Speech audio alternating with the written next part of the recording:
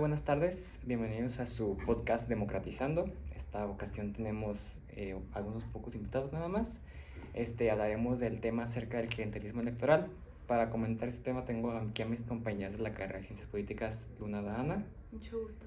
Y Saret Pineda. Un placer. Entre los tres trataremos de darles a entender lo que significa este tema tan relevante en estos últimos tiempos acerca de la política, sobre todo en México.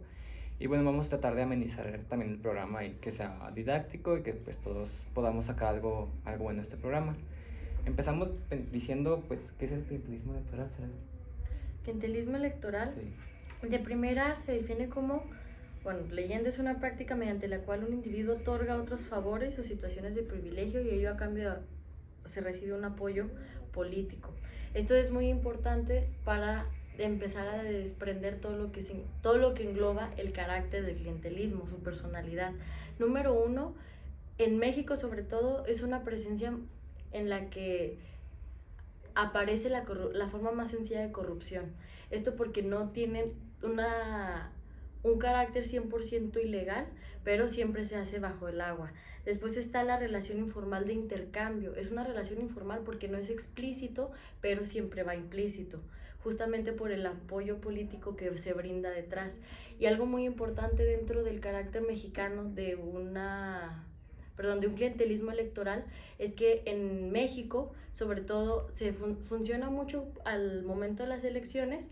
Los propios partidos salen a las colonias y a los barrios, proponen los privilegios o los apoyos que pueden dar a cambio de un apoyo político, y esto hace un funcionamiento a base de necesidades. El clientelismo electoral no tendría un lugar donde hay una sociedad con necesidades satisfechas. Esto va muy relacionado justamente.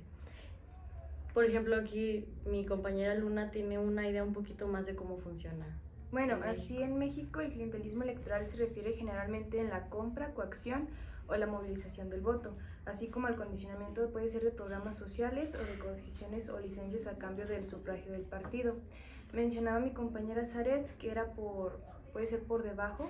De este modo no es algo que se tome como ilegal por definición, aunque el término abarque prácticas que sí lo son, como la compra y coacción del voto o condicionamiento, como ya mencioné, de programas sociales. Y pues estas varias conductas son permitidas por la ley. No obstante, este tipo de conductas promueven el que existan ciertos movimientos ilegales dentro de esta área.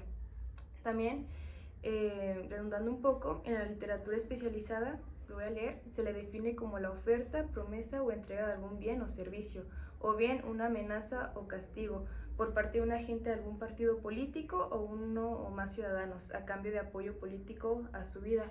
Y unas de las modalidades que ya se mencionaron es la compra, el movilizar y el acarrear el voto, el entregar bienes o servicios, el condicionar programas sociales y entregar artículos promocionales.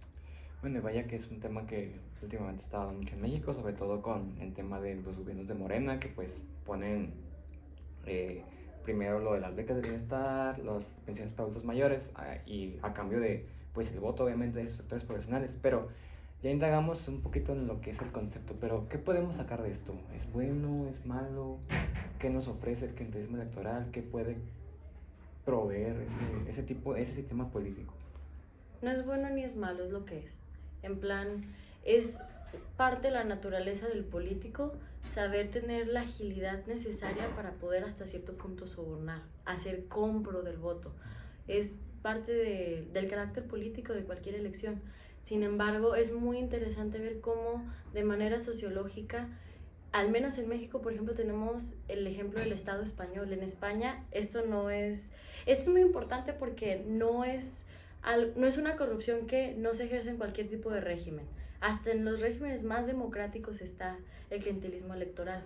En España, por ejemplo, es algo un poquito más explícito, pero más formal. Por ejemplo, hay programas de prejubilación y como plusvalías más impactantes, no sé, para la renta de locales o de lugares de vivienda. Esto se hace en España, pero en México hablamos no solamente de cuestiones más formales y burocráticas, sino que nos vamos a cosas tan informales como despensas.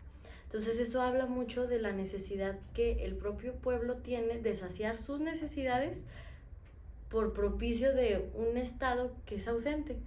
Entonces, no se puede decir que es algo bueno o malo, porque a fin de cuentas, si a alguien le están brindando un beneficio, aquí es donde también podemos evaluar el costo-beneficio. Me conviene más votar por un candidato que de manera palpable me está dando un beneficio, o solamente por el que me está dando promesas en ese momento. Entonces, es lo que es. No hay como una vara moral que pueda impactar a quien recibe el beneficio y a quien lo está propiciando. Sí, pues vaya, es la persona busca sobrevivir, ¿no? Y va a buscarlo a costa de todo, incluso vender su voto al mejor postor. Pero bueno, tenemos ese concepto ahora. Pero entonces podemos decir también que el clientelismo político, digo, electoral, es un cáncer que afecta a la política, es algo que es como refleja cómo se vive la corrupción dentro de un sistema político, Luna. Pues es que ha ido evolucionando porque el clientelismo surgió a partir del PRI en la época del siglo XX, donde esto era para poder acercar a la gente y el poder pues, hacer gestiones sociales, ese tipo de situaciones, o el poder movilizar el voto. A partir ahora actualmente, a partir de los años 90 con Luis Donaldo Colosio, que estuvo en el PRI, fue cuando se organizó y se operó pues este sistema. Entonces, pues se ha revelado, perdón, como una pues, herramienta eficaz para poder movilizar a la gente y el poder, pues, el convencer a quien sí y a quien no. Vaya, todo es culpa del PRI, ¿verdad? No siempre lo ha sido. Pero bueno, y por ejemplo, temas actuales, ¿creen que Morena está repitiendo ese mismo patrón que hizo el PRI los 70 años que duró en el cargo? ¿Creen que está también recurriendo al clientelismo electoral para ganarse los votantes? Pues naturalmente se va a repetir, pero no tanto por la ideología que predique un partido u otro. O sea, el clientelismo electoral, como ya lo había mencionado, es un carácter natural de las elecciones políticas, pero sobre todo teniendo en cuenta que estamos en una cultura latinoamericana en la que no es algo fuera de lo común, es algo meramente cultural. Entonces no creo que sea cuestión de el PRI lo hizo, Morena lo está haciendo, como si viene la prieta también lo va a hacer. Que entonces no es culpa de Morena, es el sistema político el que orilla a los partidos políticos a comportarse así. No que los orille, porque tampoco son inocentes, es decir, no hay ingenuidad detrás, de hecho hay mucha astucia para poder practicar el clientelismo electoral, pero si por algo es vigente es porque funciona, es funcional. Bueno, y ahora tratemos de verlo desde otra perspectiva. Siendo una persona promedio en México que batalla para sacar lo básico, que es la comida, pagar el agua, pagar la luz, el clientelismo político electoral, se ve como una alternativa bastante viable, pero a largo plazo, Luna, ¿crees que tú sea algo que al mexicano o bueno, a la persona como tal le beneficie? Pues no, porque es solamente en el momento de... El clientelismo se utiliza precisamente para acercar a la gente, voten, pero no te asegura absolutamente nada de que te vayan a cumplir todo eso o toda esa cercanía que hubo en su momento. Entonces yo no creo que pues sea viable para el mexicano promedio de la ciudadanía, por ejemplo. Sí, pues sobre todo porque te van a exigir de que ya te di la despensa y ahora quiero tu credencial, la copia de tu credencial, porque te voy a registrar a tal partido y vas a votar por mí. Y ahora, ¿cómo podemos hacer para que la gente deje de recurrir a este tipo de política mal, por así Rancia. decirlo? Supongo que sería una concientización cultural de la política, porque tristemente pues estaba el término, ¿no?, de la apatía social que se genera dentro de la política. Esto se da precisamente porque llega un punto en el que estamos tan orillados a hallarnos justamente por este clientelismo que ya se genera una apatía a las decisiones políticas que ya se van a ejercer en el mando, en el cargo, vaya. Y supongo que la manera más eficiente de erradicarlo sería, obviamente, desde marcos jurídicos, esas lagunas legales que hay detrás respecto al clientelismo disfrazadas de solamente solidaridad tendrían que preverse más. Claro, eso va a ser algo complejo porque los propios partidos son los que la propician, pero también tiene mucho que ver sobre la concientización política del mismo ciudadano. ¿Tú, Luna, qué crees que podríamos hacer como sociedad para evitar este tipo de comportamientos? Pues nosotros como ciudadanos el poder informarnos un poco más también podría ser, o no caer, pues aparte de informarnos, el saber qué estrategias o qué, ¿cuál era la palabra? ¿Qué ¿Mecanismos? propuestas traen los partidos? Entonces creo que también depende no solo de los partidos, sino también como nosotros como ciudadanos, el estar informados y el saber qué es y lo que no nos beneficia. Así es, concuerdo contigo porque bueno, como a final de cuentas somos ciudadanos pero no somos tontos. Sabemos a lo que estamos recurriendo, a lo que nos están ofreciendo y bueno, es decisión de cada quien aceptar 500 pesos por tu voto, una despensa, un programa social.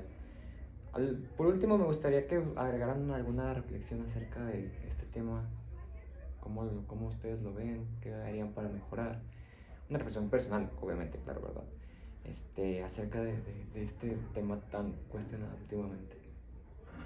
Creo que me voy a contradecir y creo que sí hay una vara moral dentro del clientelismo electoral, porque es una manera de hacer un populismo de una manera muy descarada. Y el populismo, si bien es funcional y lo ha sido durante años y lo va a ser por el resto de la historia electoral, se tendría mucho que evaluar el costo-beneficio a largo plazo, porque el costo-beneficio de manera inmediata es un hecho, está. Sin embargo, no, como lo había comentado, no viene desde una intención benevolente, si viene con astucia detrás para poder lograr el objetivo de los partidos políticos y sobre todo aprovechándose de los estados vulnerables de la sociedad, porque no es como que este clientelismo electoral vaya a ser tan frondoso en una colonia de una clase baja a una de clase alta media. Entonces hay mucho que valorar ahí, pero también no se puede ignorar el hecho que es una relación bilateral. Esta no funcionaría si el ciudadano no accediera de una manera tan fácil y descarada a caer en ese círculo vicioso. Luna, ¿tu reflexión? Pues retomando lo que dije anteriormente, creo que es el no también caer en la ignorancia y el poder informarnos un poquito más y como contó mi compañera Zaret, el no ser tan ingenuos nosotros como ciudadanos al acceder por los 500 pesos o por la despensa que a lo mejor cada cierto tiempo o pueden estar proporcionando a las personas. Entonces sí es el tener un poquito más de conciencia y porque los medios hay para poder recabar información y el estar enterados de todo. Muy bien, muy bien. Yo creo que fue un buen tema. Creo que es algo que el ciudadano debería saber, estar informado acerca, porque pues vaya, es algo que nos afecta directamente a nosotros y a largo plazo va a terminar siendo pues hasta, podría decirse, un cáncer en la sociedad. Pero bueno, muchas gracias por acompañarnos, gracias a las invitadas por aceptar esta invitación a este espacio que bueno, la idea es culturizar y que las personas pues tengan idea acerca de la política y que ya no sea como de que, es que qué aburrido, libros, bueno, con este tipo de programas tratamos de acercar a las personas a la